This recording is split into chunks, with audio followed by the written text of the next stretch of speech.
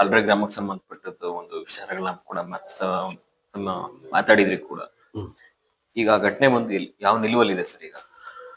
Sir, ಅಲ್ರೆ ಗ್ರಾಮದ್ದು ಈಗ ನನ್ನ ಪ್ರಕಾರ ಒಂದು 28-29 ದಿನ ಆಗ್ತಾ ಇದೆ. ಈಗ ಘಟನೆ ನಡೆದಿ ಒಂದು ತಿಂಗಳು ಹತ್ತತ್ರ ಅನ್ಕೋತೀನಿ. ನಾಳೆ ಬಂದ್ಬಿಟ್ರೆ 15ಕ್ಕೆ, ಇವತ್ತು ತಿಂಗಳು 15ನೇ ತಾರೀಕಿನಲ್ಲಿ ಘಟನೆ ನಡೆದಂಥದ್ದು. ಅಲ್ಲಿಂದವರೆಗೂ ಇಲ್ಲಿವರೆಗೂ ಕೂಡ ಇವತ್ತಿನ ಗಂಟನೂ ಕೂಡ ನಿರಂತರವಾಗಿ ಪೊಲೀಸ್ನವ್ರು ಏನ್ ತನಿಖೆ ಮಾಡ್ಬೇಕು ಅದನ್ನ ಮಾಡ್ಕೋಬೋದಿದ್ದಾರೆ. ಬಟ್ ಎಲ್ಲ ಒಂದ್ ಕಡೆ ನಮ್ಗೊಂದು ಗೊಂದಲದ ವಾತಾವರಣ ಇದೆ ಈ ಒಂದು ಪ್ರಕರಣದಲ್ಲಿ. ಯಾಕಪ್ಪ ಅಂತಂದ್ರೆ ಘಟನೆ ನಡೆದಂತ 15ನೇ ತಾರೀಕು ಏನ್ ಘಟನೆ ನಡೆಯುತ್ತೆ ಆ ಸಮಯದಲ್ಲಿ ಒಂದು 24ನೇ ತಾರೀಕು ಒಂದು ಲೋಕಲ್ ಮಾಧ್ಯಮದಲ್ಲಿ ಒಂದು ಸುದ್ದಿ ಮಾಡ್ತಾರೆ. ಆ ಸುದ್ದಿ ಏನಪ್ಪಾ ಅಂತಂದ್ರೆ, ಈ ಪ್ರಕರಣದಲ್ಲಿ ಇದ್ದಂತ ಒಬ್ಬ ಆರೋಪಿ ಯಾರು ಇರ್ತಾರೆ, ಅವ್ರೇನು ಸ್ವಾಮಿನಾಯಕ ಅಂತಕ್ಕಂಥ ವ್ಯಕ್ತಿ ನೋಡ್ತಾ ಇರ್ಬೋದು. ಆತ ತನಿಖೆನಲ್ಲಿದ್ದವನು ಈಗ ಮೈಸೂರಿನ ಒಂದು ಖಾಸಗಿ ಆಸ್ಪತ್ರೆಯಲ್ಲಿ ಪ್ರತ್ಯಕ್ಷ ಹೊಟ್ಟೆಗೆ ಏನೋ ಗಾಜಿನ ಪೀಸ್ ಕುಯ್ಕೊಂಡಿದ್ದಾರೆ ಅಂತಕ್ಕಂಥದ್ದು ಒಂದು ವಿಚಾರ ಬರ್ತದೆ. ಇದೊಂದು ಸುದ್ದಿ ಆಗುತ್ತೆ. ಈಗ ಮೊನ್ನೆ ದಿನ ಗ್ರಾಮಸ್ಥರುಗಳೆಲ್ಲ ಸೇರಿ ಒಂದು ಹೋರಾಟ ಮಾಡ್ಬೇಕು ಅಂತೇಳಿ ನಾವು 9ನೇ ತಾರೀಕಿಗೆ ದಿನಾಂಕ ನಿಗದಿ ಮಾಡಿರ್ತೀವಿ. ಮಾನ್ಯ SP ಅವರು ಇಲ್ಲೊಂದು ಸ್ವಲ್ಪ ಕಾಲಾವಕಾಶ ಬೇಕು ಅಂತೇಳಿ ಅವರು ಮತ್ತೆ DYSP ಅವರು, ಇನ್ಸ್ಪೆಕ್ಟರ್ ಇವ್ರುಗಳು ಗ್ರಾಮಸ್ಥರ ಹತ್ರ ಮತ್ತೆ ನಾವು ಕೂಡ SP ಆಫೀಸ್ಗೆ ಹೋಗಿರ್ತೀವಿ. ಅಲ್ಲೂ ಕೂಡ ಒಂದಷ್ಟು ಕಾಲಾವಕಾಶ ಇರಲಿ ಅಂತೇಳಿ ಕೇಳೋದಕ್ಕೆ ಆಯ್ತು ಅಂತೇಳಿ ನಾವು ಅವತ್ತಿನ ದಿನ ಏನು 9ನೇ ತಾರೀಕು ಇದ್ದಂತ ಒಂದು ಹೋರಾಟನ ಕೈ ಬಿಟ್ಟಿರ್ತೀವಿ. ಮೊನ್ನೆ ದಿನ ಹೋರಾಟ ಮಾಡಬೇಕು, 14ನೇ ತಾರೀಕಿಗೆ ದಿನ ನಿಗದಿ ಮಾಡಿ ಗ್ರಾಮಸ್ಥರೆಲ್ಲ ಹೋರಾಟ ಮಾಡ್ಬೇಕಣ್ಣ ಅಂತೇಳಿ ಒಂದು ದಿನಾಂಕನ ನಿಗದಿ ಮಾಡಿ ನಾವು ಕೂಡ ಸಾಮಾಜಿಕ ಜಾಲತಾಣದಲ್ಲಿ ಈ ದಿನ ಒಂದು ಪ್ರತಿಭಟನೆ ಮಾಡ್ಲಿಕ್ಕೆ ಸಂಗೊಳ್ಳಿ ರಾಯಣ್ಣವರ ಒಂದು ಏನ್ ನಾಮಫಲಕ ಸೂಚಿಸಿದ್ದಾರೆ ಆ ಒಂದು ವೃತ್ತದಲ್ಲಿ ಮತ್ತೆ ಆ ಸೇತುವೆ ಆ ಸ್ಥಳದಲ್ಲಿ ಪ್ರತಿಭಟನೆ ಮಾಡ್ಬೇಕು ಅಂತೇಳಿ ನಾವು ಹಮ್ಮಿಕೊಂಡಿದ್ದು. ಒಂದು ಮಾಧ್ಯಮಗೋಷ್ಠಿಯನ್ನ ಗ್ರಾಮದ ವತಿಯಿಂದ ಮಾಡದ ನಂತರ ಅಂತಂದ್ರೆ ಅವತ್ತಿನ ದಿವಸದಲ್ಲಿ ಒಂದು ಪತ್ರಿಕಾ ಸ್ಟೇಟ್ಮೆಂಟ್ ಬರ್ತದೆ ಮಾನ್ಯ SP ಅವರಿಂದ.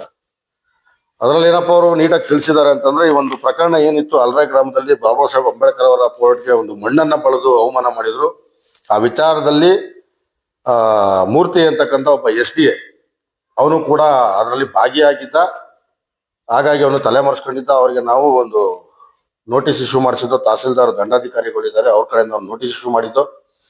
ಆದ್ರೂ ಕೂಡ ಅವರು ಬಂದಿರಲಿಲ್ಲ, ಮತ್ತೆ ವಿಚಾರಣೆ ಕೂಗಿದ ಆಗ್ಲೂ ಬಂದಿರಲಿಲ್ಲ. ಈಗ ಅದನ್ನು ನಾವು ಬಂಧಿಸಿದೀವಿ ಅಂತೇಳಿ ಒಂದು ಪೇಪರ್ ಸ್ಟೇಟ್ಮೆಂಟ್ ನ ಕೊಟ್ಟಿದ್ದಾರೆ. ಇದರಲ್ಲಿ ಆತ ಭಾಗಿಯಾಗಿದ್ದ ಅಂತ ಒಂದು ಅಂಶನ ಏನ್ ಹೇಳ್ತಾ ಇದಾರೆ ನಾವು ಬಹಳ ಸೂಕ್ಷ್ಮವಾಗಿ ಗಮನಿಸಬೇಕಾಗಿರುವಂತ ವಿಚಾರ. ಭಾಗಿಯಾಗಿದ್ದ ಅಂತಂದ್ರೆ ಹಂಗಾರೆ ಇನ್ನೂ ಎಷ್ಟು ಜನ ಇದ್ರು ಅನ್ನೋಂಥದ್ದು ಒಂದು ಪ್ರಶ್ನೆ. ಎಷ್ಟು ಜನ ಇದ್ರು ಅವ್ರ ಜೊತೆ? ಈಗ ಅವ್ರನ್ನ ಅರೆಸ್ಟ್ ಮಾಡಿದ್ದೀರಿ, ಅವರಿಂದ ಏನ್ ವಿಚಾರಣೆಗಳನ್ನ ಅವರು ತಗೊಂಡಿದ್ದಾರೆ, ಆತನ್ನ ಒಂದು ವಿಚಾರಣೆ ಮಾಡಿದಂತ ಸಂದರ್ಭದಲ್ಲಿ ಬೇರೆ ಇನ್ನೂ ಎಷ್ಟು ಜನ ಇದ್ರು ಅದ್ಯಾವುದು ಗೊತ್ತಿಲ್ಲ. ಅದ್ರ ಬಗ್ಗೆ ಒಂದಷ್ಟು ತನಿಖೆ ಆಗ್ಬೇಕಾಗಿದೆ ಇನ್ನು ಪೊಲೀಸವ್ರ ಕಡೆಯಿಂದ. ಮತ್ತೆ ಬಂಧಿಸಿದಂತ ಈ ವ್ಯಕ್ತಿಗೆ ಇವತ್ತು ಕೃತ್ಯ ಮಾಡ್ಲಿಕ್ಕೆ ಏನ್ ಆತ ದ್ವೇಷ ಏನಿತ್ತು? ಆತ ಕೂಡ ಸರ್ಕಾರಿ ಅಧಿಕಾರಿ ಇದ್ದಾನೆ. ಆತನಿಗೆ ಬಾಬಾ ಸಾಹೇಬ್ರು ಒಂದು ನಾಮಫಲಕದ ಬೋರ್ಡ್ ಮೇಲೆ ಏನು ಅಷ್ಟು ದ್ವೇಷ ಏನಿತ್ತು ಅಂತಕ್ಕಂಥದ್ದು ಕೂಡ ತನಿಖೆ ಆಗ್ಬೇಕು. ಬಟ್ ಎಲ್ಲ ಒಂದ್ ಕಡೆ ಇದನ್ನ ನಾವು ಖುಷಿ ಪಡ್ಬೇಕು ಈ ಒಬ್ಬ ವ್ಯಕ್ತಿನ ಹಿಡಿದಿರೋದ್ರಲ್ಲಿ. ಯಾಕೆ ಅಂತಂದ್ರೆ ಮೈಸೂರು ಜಿಲ್ಲೆನಿಗೆ ಸಂಬಂಧಪಟ್ಟಂಗೆ ನಾವು ಮಾತಾಡ್ತೇವೆ ಅಂತಂದ್ರೆ ಇನ್ನೂ ಹಲವಾರು ಕಡೆ ನಡೆದಂತ ಪ್ರಕರಣಗಳೆಲ್ಲೂ ಈ ರೀತಿಯ ಒಂದು ತಿರುವು ತಗೊಂಡೇ ಇಲ್ಲ. ಅಂದ್ರೆ ಯಾರನ್ನೋ ಒಬ್ಬನ್ ಬಂಧಿಸೋದಾಗ್ಲಿ ಇನ್ನೊಂದಾಗ್ಲಿ ನಡೆದಿಲ್ಲ. ಈ ಒಂದು ಅಲ್ರೆ ಗ್ರಾಮದ ವಿಚಾರದಲ್ಲಿ ಬಂಧಿಸಿದ್ದಾರೆ, ಅದಕ್ಕೆ ನಮ್ಗೆ ಬಹಳ ಸಂತೋಷ ಇದೆ. ಪೊಲೀಸ್ ಅವರ ಅಧಿಕಾರಿಗಳು ಒಂದು ತನಿಖೆ ಏನಿದೆ ಅದಕ್ಕೆ ನಾವು ಗೌರವ ಕೊಡ್ತೀವಿ. ಆದ್ರೆ ತಾವು ಕೊಡ್ತಾ ಇರ್ತಕ್ಕಂಥ ಸ್ಟೇಟ್ಮೆಂಟ್ ಅಲ್ಲೇನೆ ಗೊಂದಲ.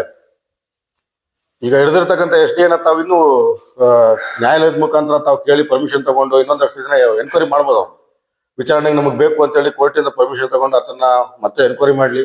ಇನ್ನೂ ಅವರ ಜೊತೆ ಯಾರಿದ್ರು, ಅವ್ರಿಗೆ ಯಾರು ಈ ಒಂದು ಕೃತ್ಯ ಮಾಡ್ಲಿಕ್ಕೆ ಹುನ್ನಾರ ಮಾಡಿದಂಥದ್ದು ಏನಿತ್ತು, ಇಲ್ಲ ಯಾರಾದ್ರೂ ಬ್ಯಾಕ್ ಬೋನ್ ಆಗಿ ನಿಂತು ಅವ್ರಿಗೆ ಏನಾದ್ರು ಹೇಳ್ಕೊಟ್ರ, ಈ ರೀತಿ ವಿಚಾರಗಳು ಕೂಡ ನಮ್ಮಲ್ಲಿ ಗೊಂದಲ ಮೂಡಿಸ್ತದೆ. ಯಾಕಂದ್ರೆ ಏನಾಗ್ಬಿಡ್ತಾ ಇದೆ ಅಂದ್ರೆ ಈಗಿನ ಒಂದು ಇತ್ತೀಚಿನ ದಿನಗಳಲ್ಲಿ ಅನ್ನೋದಕ್ಕಿಂತ ಹೆಚ್ಚಾಗಿ ಹಲವು ಬಾರಿ ಎಲ್ಲೋ ಒಂದ್ ಕಡೆ ಬಾಬಾ ಸಾಹೇಬ್ರಿಗಾಗ್ಲಿ ಇಲ್ಲ ರಾಷ್ಟ್ರೀಯ ನಾಯಕರುಗಳಿಗಾಗ್ಲಿ ಯಾವುದೋ ಒಂದು ವಿಚಾರ ಘಟನೆ ಏನೋ ನಡೀತು, ಇಲ್ಲ ದಲಿತ ಸಮುದಾಯದ ಯಾವುದೋ ವ್ಯಕ್ತಿಗೇನೋ ಅನ್ಯಾಯ ಆಯ್ತು ಅಂದಾಗ ಒಂದು ಪ್ರತಿಭಟನೆಯನ್ನ ಮಾಡ್ತೀವಿ, ಆ ಮನವಿಯನ್ನ ಸಲ್ಲಿಸ್ತೀವಿ, ಅವತ್ತಿಗೆ ಲಾಸ್ಟ್ ಅದು. ಆ ಮನವಿ ಕೊಟ್ಟಂತದ್ದು ಏನಾಯ್ತು, ಇಲ್ಲ ಕಂಪ್ಲೇಂಟ್ ಕೊಟ್ಟಿದ್ದು ಏನಾಯ್ತು ಅಂತಕ್ಕಂಥದ್ದು ಫಾಲೋ ಅಪ್ ಇರಲ್ಲ. ಇಲ್ಲ ಅದರಿಂದ ನ್ಯಾಯ ಸಿಕ್ಕಿದಂತ ವಿಚಾರಗಳನ್ನು ಕೂಡ ಬೆಳಕಿಗೆ ಬರಲ್ಲ. ಎಲ್ಲೋ 100ರಲ್ಲಿ ಒಂದು 10 ಮಾತ್ರ ಬೆಳಕಿಗೆ ಬರ್ತವೆ. ಎಸ್ ಈ ರೀತಿ ತನಿಖೆ ನಡೆದಿತ್ತು, ಹಿಂಗಾಗೈತೆ, ಈ ರೀತಿ ಆರೋಪಿನ ಬಂಧಿಸಿದ್ವಿ ನಾವು ಅಂತಕ್ಕಂಥದ್ದು. ಈ ವಿಚಾರದಲ್ಲೂ ಆ ರೀತಿ ಎಲೆಮರೆಕಾಯಿ ಆಗೋದು ಬೇಡ. ಮುಕ್ತವಾದಂತ ತನಿಖೆ ನಡೆದಿ ಏನು ತಪ್ಪಿತಸ್ಥರಿದ್ದಾರೆ ಅವ್ರುಗಳನ್ನ ಕಾನೂನಿನ ಚೌಕಟ್ಟಿಗೆ ಒಪ್ಪಿಸ್ಬೇಕು.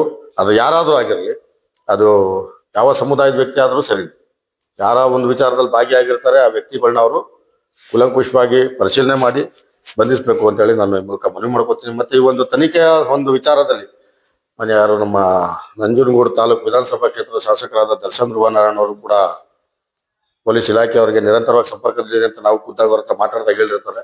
ಅವ್ರಿಗೂ ಕೂಡ ಒಂದು ಅಭಿನಂದನೆ ಸಲ್ಲಿಸ್ತೀವಿ. ಬಟ್ ಇದ್ರ ಜೊತೆಗೆ ಏನೀಗ ಇನ್ನು ಉಳಿದಂತ ಆರೋಪಿಗಳು ಯಾರು ತಾವೇ ತೋರಿಸಿದ್ರಿ ಅಲ್ಲಿ ಭಾಗಿಯಾಗಿದ್ರು ಅಂದ್ಬಿಟ್ಟು ಇನ್ನು ಮಿಕ್ಕದವ್ರು ಯಾರಿದ್ದಾರೆ ಉಳಿದಂತ ಆರೋಪಿಗಳನ್ನ ಈ ಕೂಡಲೇ ಅತಿ ಶೀಘ್ರದಲ್ಲಿ ಬಂಧಿಸಬೇಕು. ಯಾಕಂದ್ರೆ ತಾವು ಆಲ್ರೆಡಿ ತಾವು ನಮ್ಮದ್ನ ಒಂದೇನು ಸಮಯ ಕಾಲಾವಕಾಶಗಳನ್ನ ಕೇಳಿದ್ರಿ.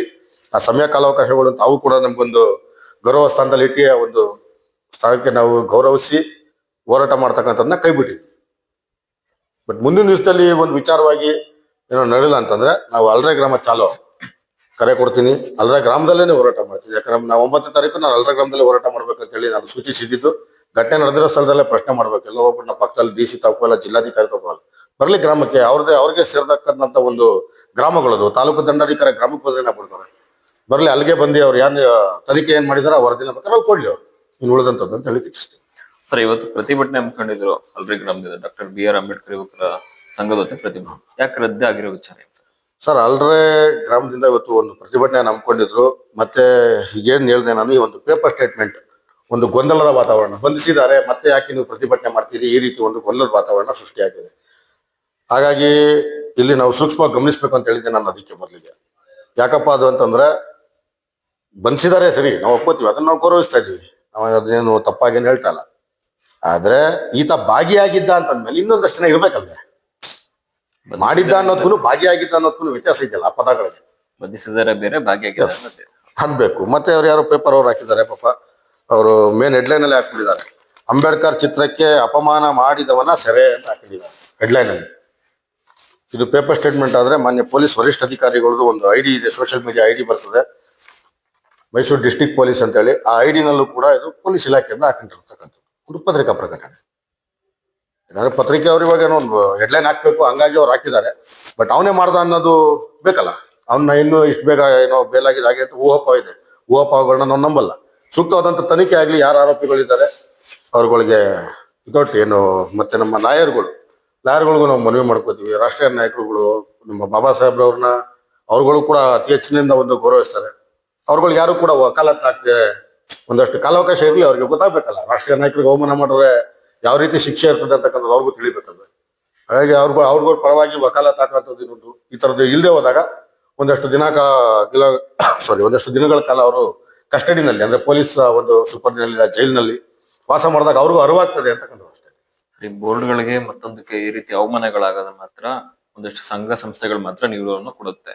ಆದ್ರೆ ಈ ಬೇರೆ ಬೇರೆ ತಿರುವನ್ನ ತಗೊಂಡಂತಾಗ ಕಾಂಗ್ರೆಸ್ ಅವ್ರು ಬರ್ತಾರೆ, ಬೇರೆ ಬೇರೆಲ್ಲ ಬರ್ತಾರೆ, ಇಂಥದಕ್ಕೆಲ್ಲ ಎಲ್ಲಿ ಕೂತಿದ್ದಾರೆ ಅಂತ ಅವರೆಲ್ಲ. ಸರಿ, ವಿಚಾರವಾಗಿ ನಾನು ಲಾಸ್ಟ್ ಟೈಮ್ ಕೂಡ ಹೇಳಿದ್ದೀನಿ. ಬಾಬಾ ಸಾಹೇಬ್ ಅಂಬೇಡ್ಕರ್ ವಿಚಾರ ಬಂದಂತಾಗ ಎಲ್ರು ಪ್ರಶ್ನೆ ಮಾಡ್ಬೇಕಾಗತ್ತೆ. ಯಾಕಂದ್ರೆ ಬಾಬಾ ಸಾಹೇಬ್ ರಾಷ್ಟ್ರೀಯ ನಾಯಕರು, ಬರೀ ಒಂದು ಜನಾಂಗಕ್ಕೆ ಸೀಮಿತವಾದಂತವ್ರಲ್ಲ ಬಾಬಾ ಸಾಹೇಬ್ರು. ಅದನ್ನ ಯಾರೋ ರಾಜಕಾರಣಿಗಳು ಇನ್ನಿತರ ಯಾರೋ ಕಿಡಿಗೇಡಿಗಳನ್ನ ಅವ್ರು ಒಂದ್ ವರ್ಗಕ್ಕೆ ಮಾಡಿ ಬಿಟ್ಟಿದ್ದಾರೆ.